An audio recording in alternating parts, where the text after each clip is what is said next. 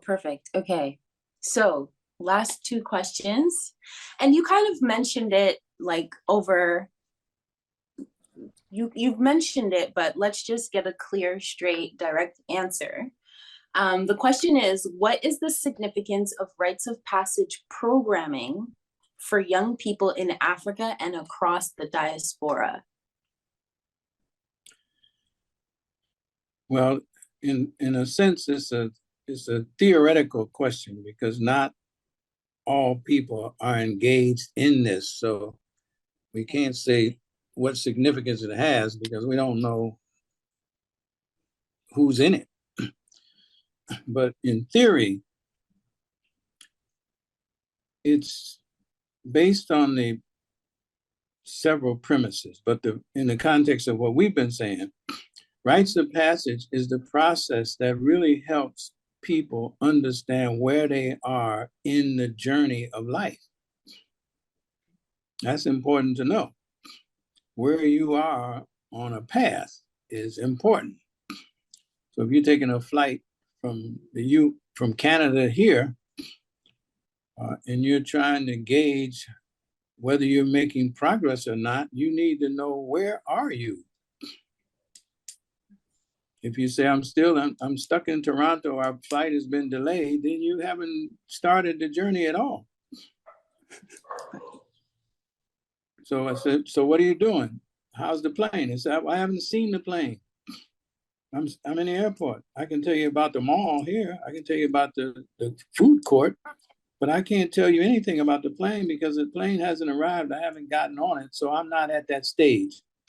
So rites of passage is the configuration that gives us a sense of life, and we can position ourselves on the path.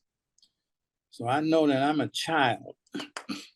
So in the episode, the chapter of my life called Child, there's certain things that are going on in that chapter.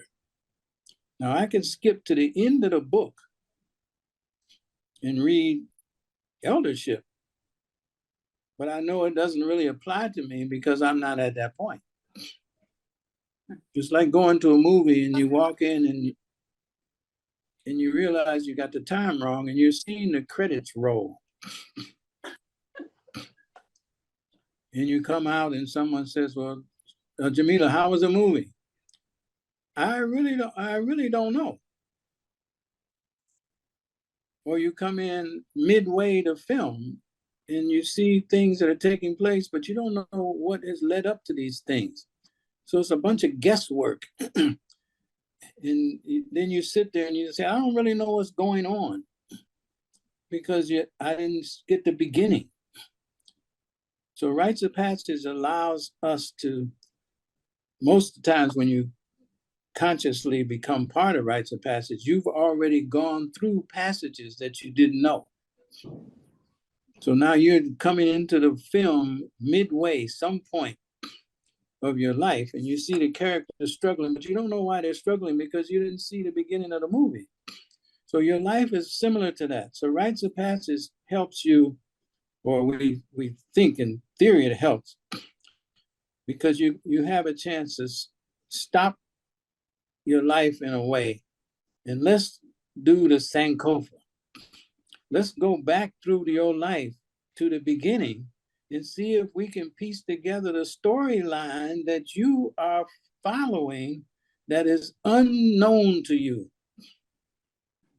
You're on a mission. You have a purpose. You came here to do something, but you missed the first 3 chapters of it that, as you think about them, they were very traumatic.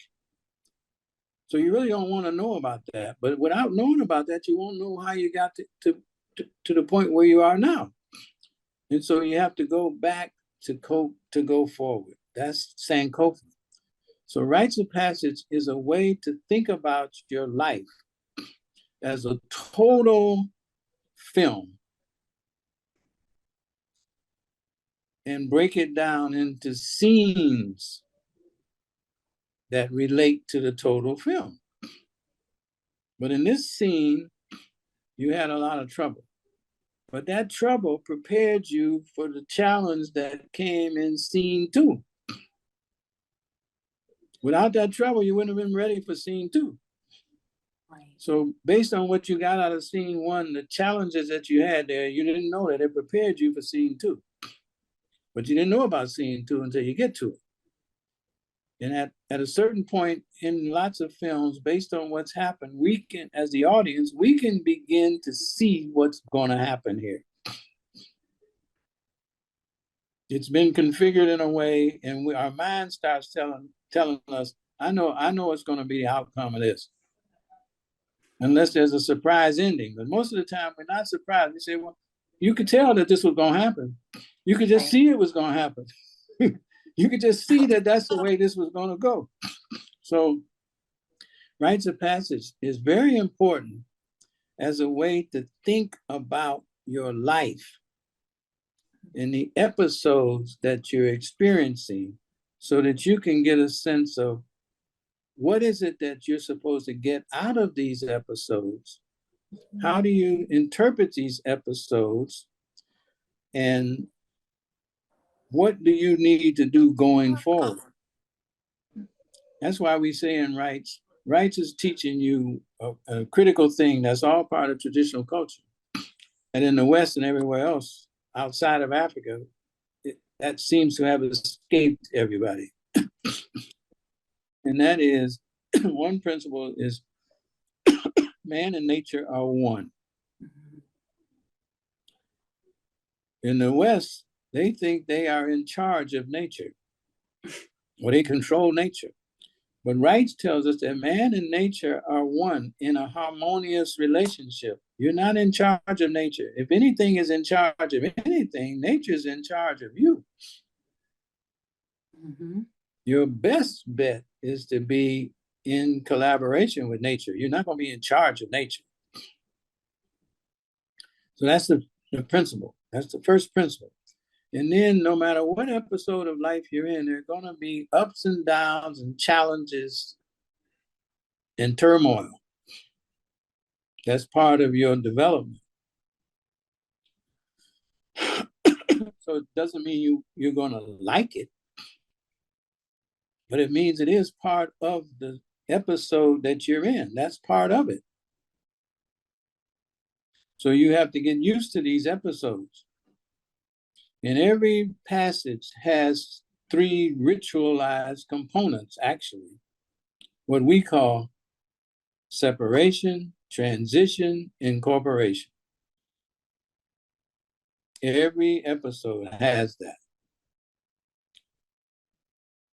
And rites is a cyclical process. You still hear me okay? It kind of froze a bit, but it's okay. I still got what you said. Yeah, I still got what you said. So okay, I just made a note. So if you hear me, I'll keep going. Yeah, keep going. So rites of passage is kind of a repetitive cycle of rituals that you have to encounter throughout your life cycle. And we say there's basically 8 episodes in this total life cycle. The first episode is prenatal. You're not even into the world, officially born yet, and you have episodes that you're dealing with the prenatal episode. We say what's going on in that episode really is you're putting together the body that your spirit needs in order to exist in this dimension.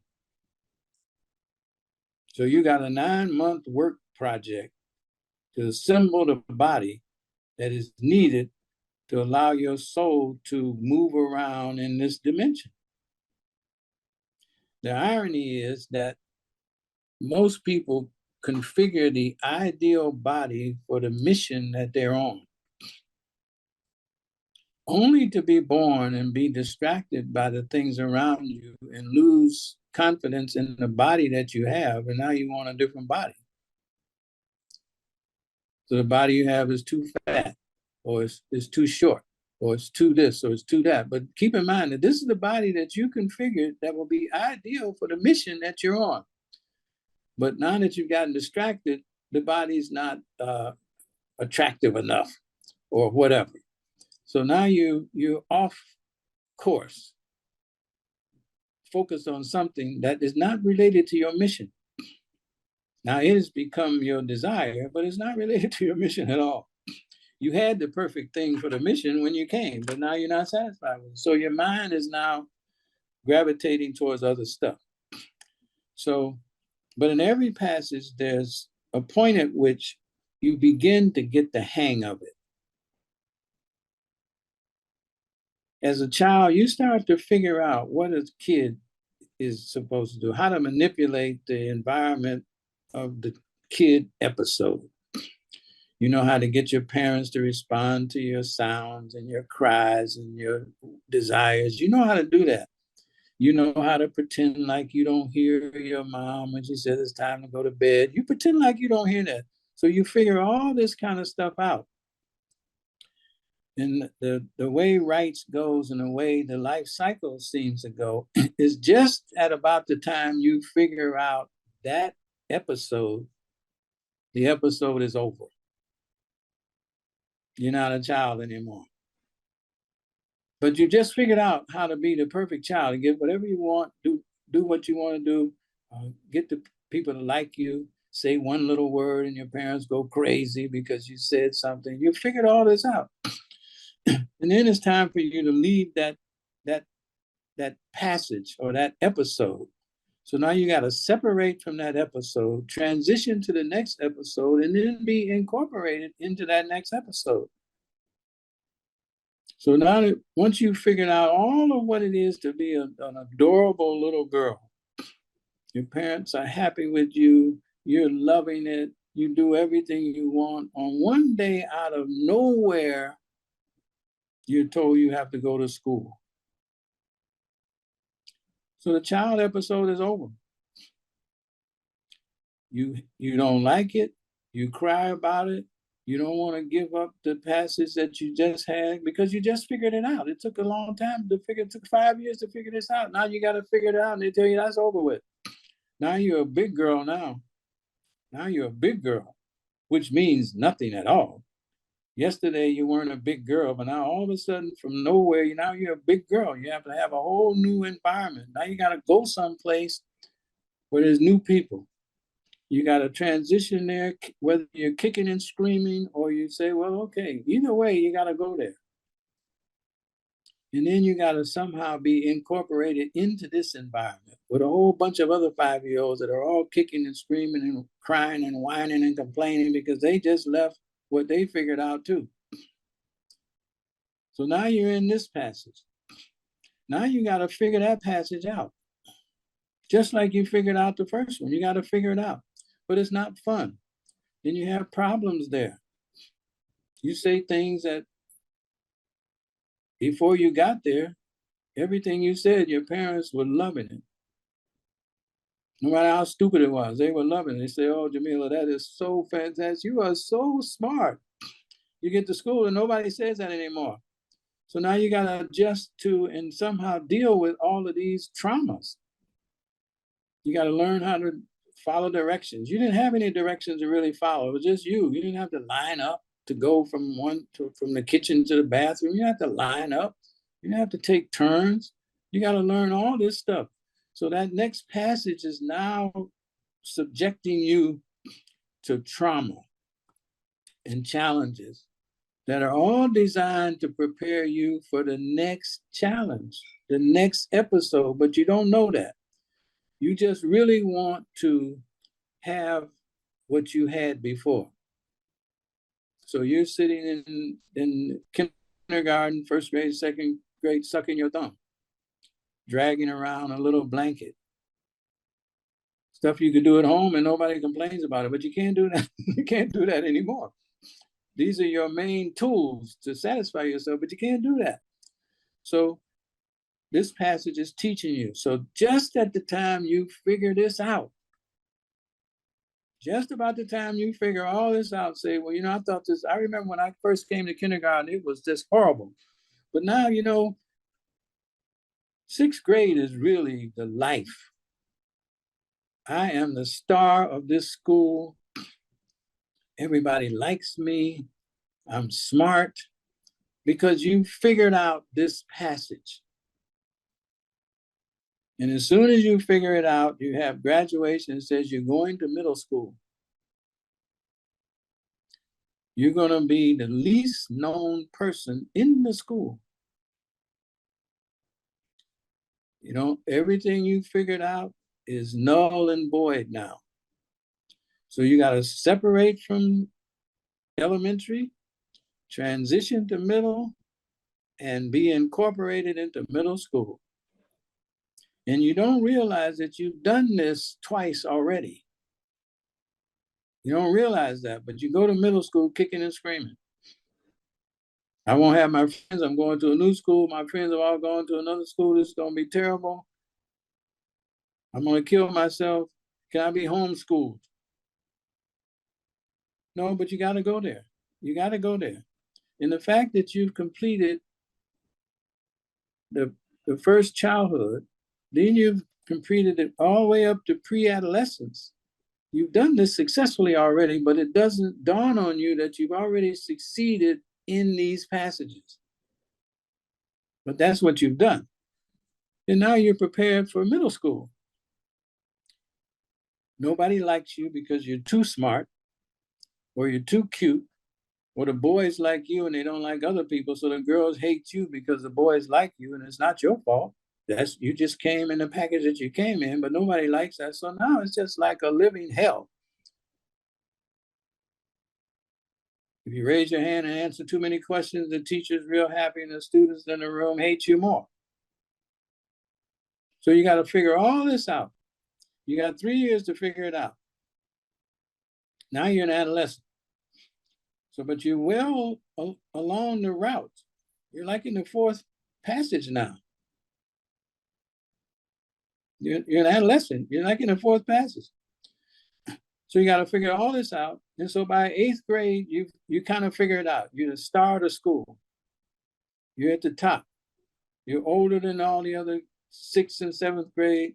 You've taken the classes, you know the subjects, you can help them with their homework. They can meet you in the cafeteria, in the study hall or wherever, and ask you information. You know the answers to the questions. So it's like you're really at the top of your game.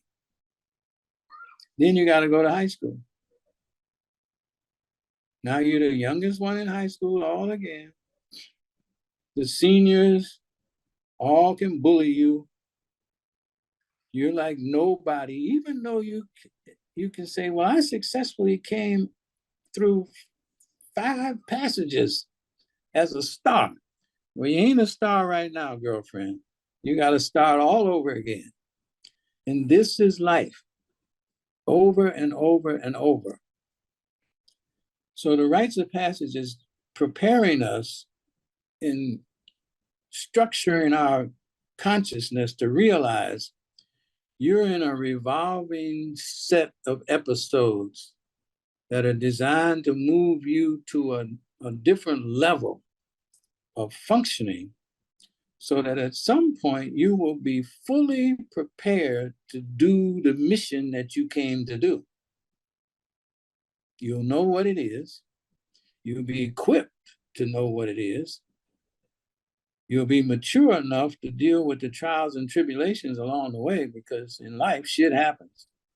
I don't care who it is or what time it is, shit happens.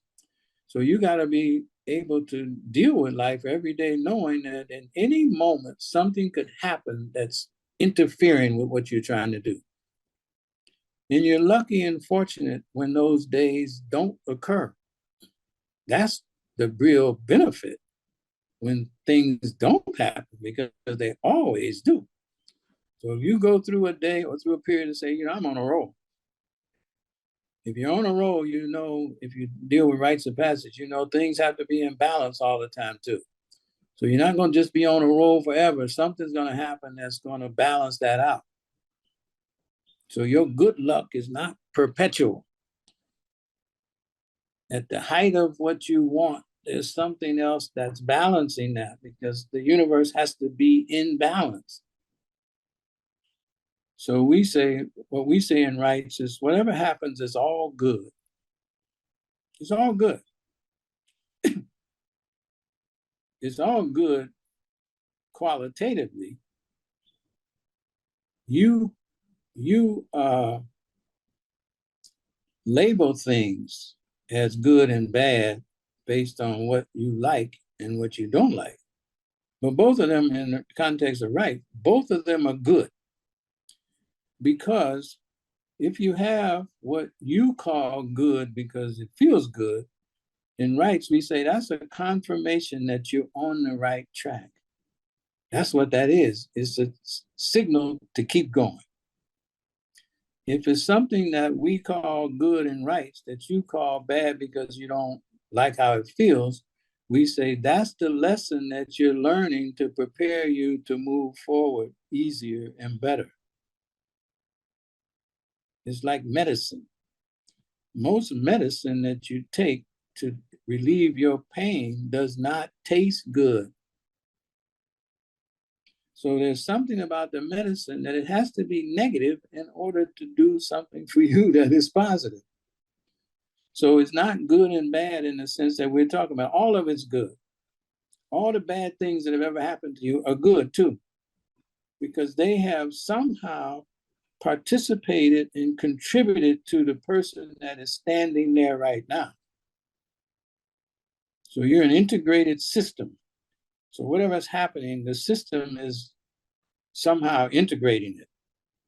So if you say, well, I'm doing pretty well. So that means as you've thought about all the horrible things that have happened to you, all the glorious things that happened to you, all of them together are put into an equation that allows you to say, I'm pretty good. I'm pretty good. Oh no, girl, you've never had any problem at all. Actually, your life is perfect.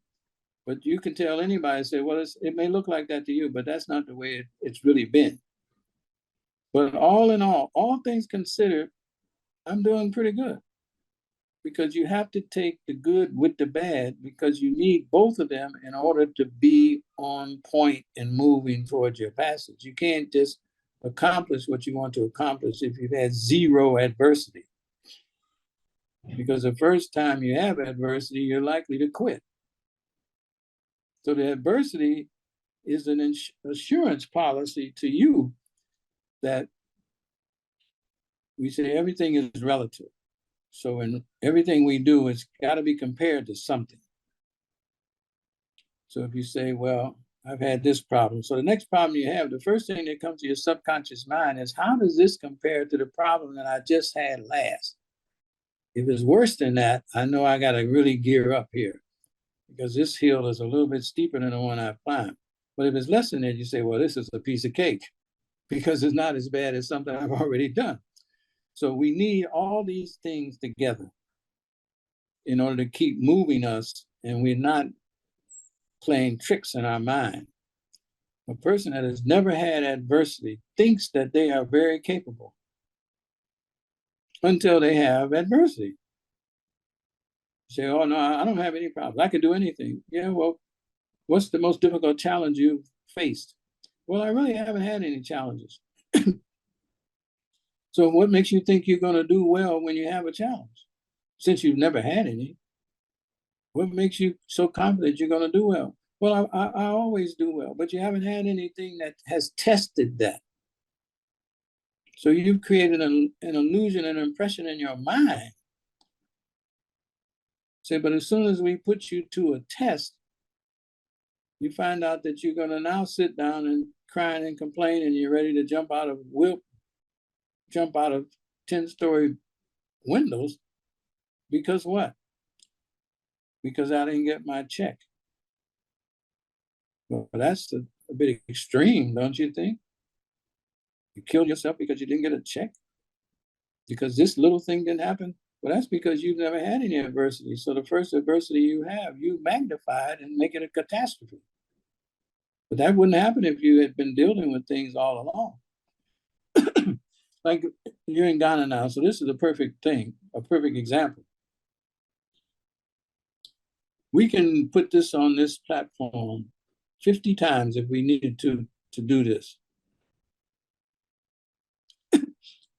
If we were trying to get this call done in the US, nobody is going to keep putting this thing back 3 times. Yeah.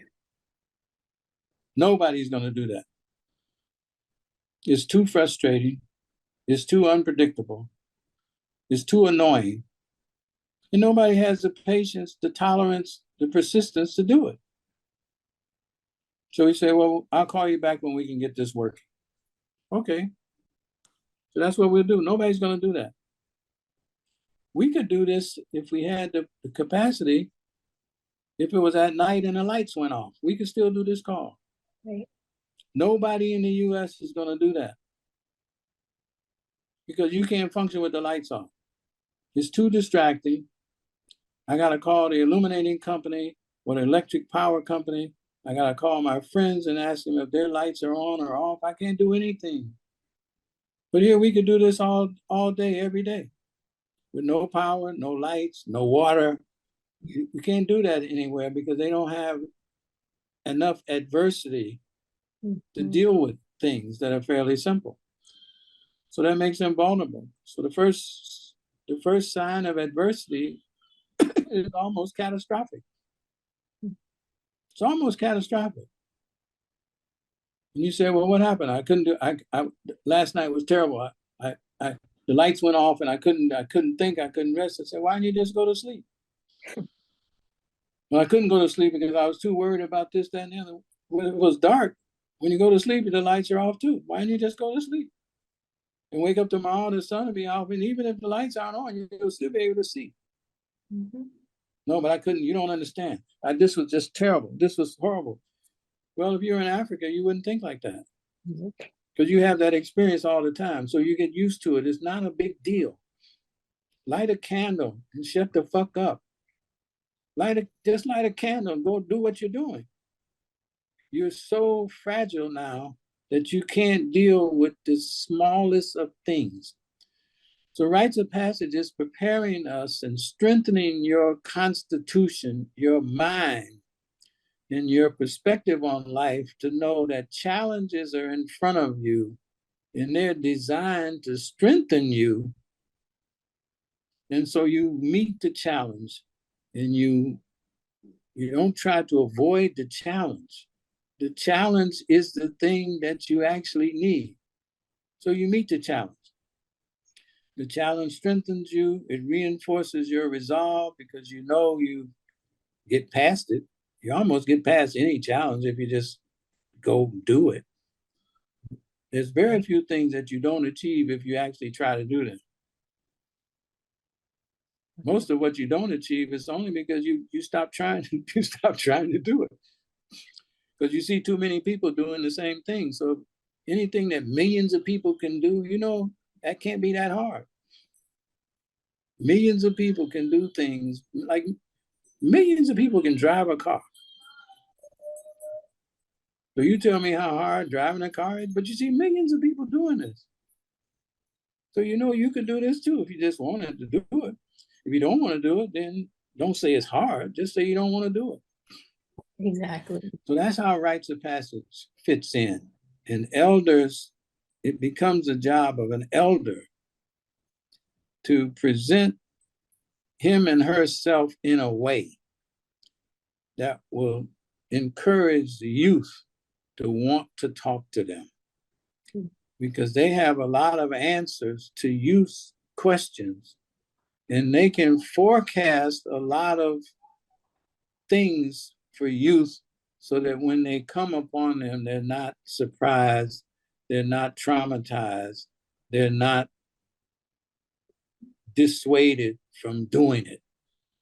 Because you say, now, if we get on this call and we knew ahead of time, we would say, no, based on what's happening with the network today, I think we probably have to anticipate about 5 or 6 reboots to this call.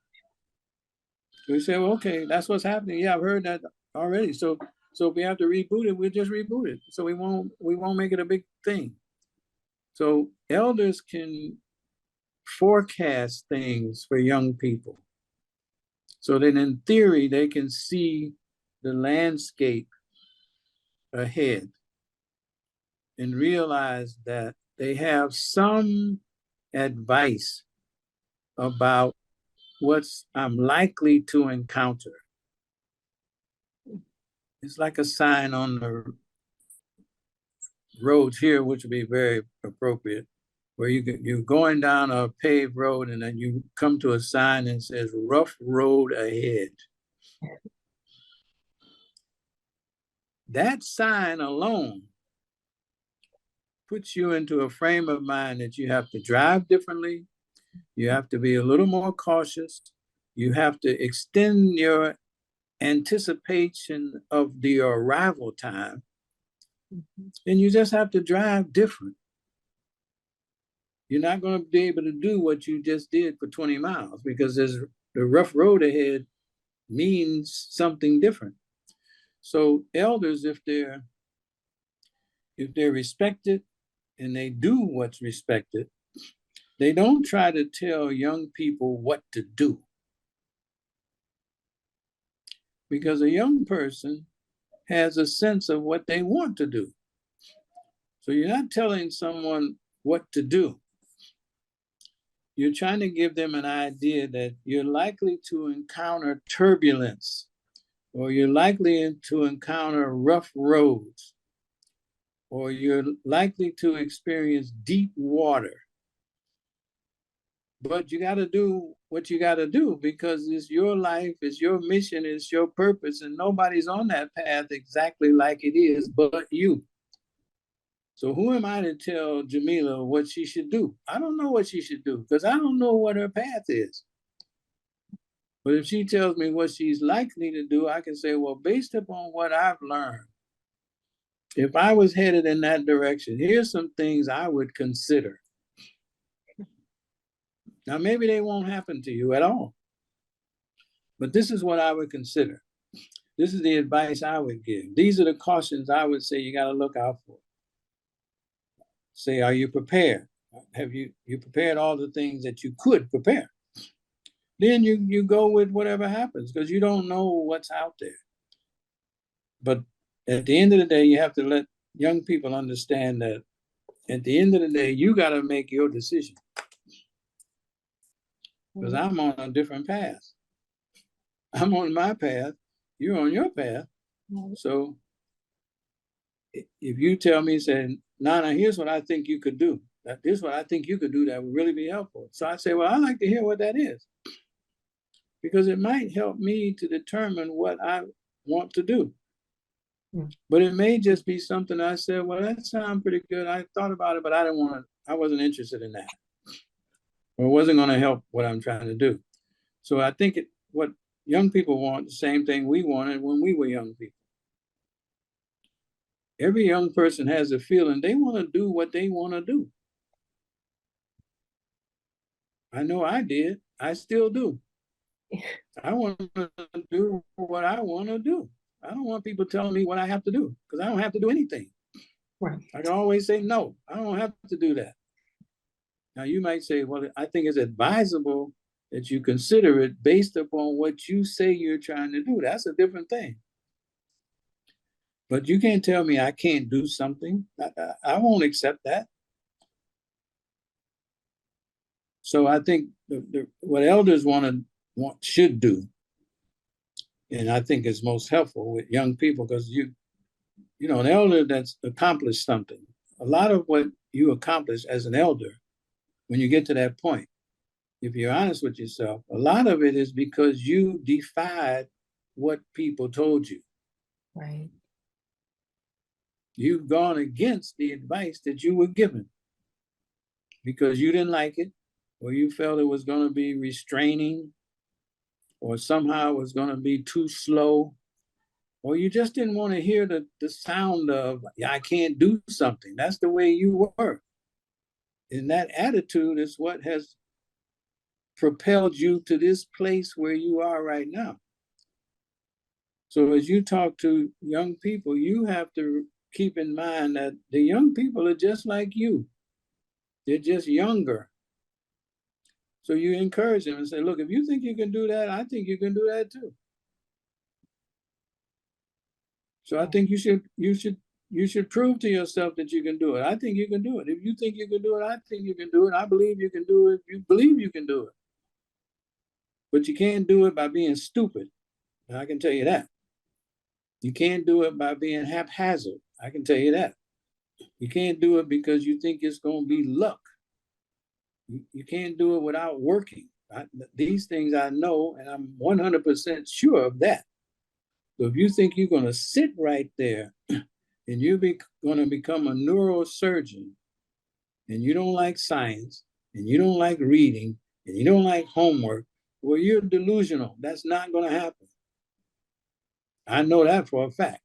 So you can spend your life thinking that you can sit there, and eventually somebody's going to bring you a degree from a university, a teaching hospital, and put it in your lap and say, well, we heard that you are an excellent surgeon. That's not going to take place. So, but if you think you can do it and you apply yourself, I think you can do it too. I think you can do anything if you just want to do it badly enough and you work hard enough.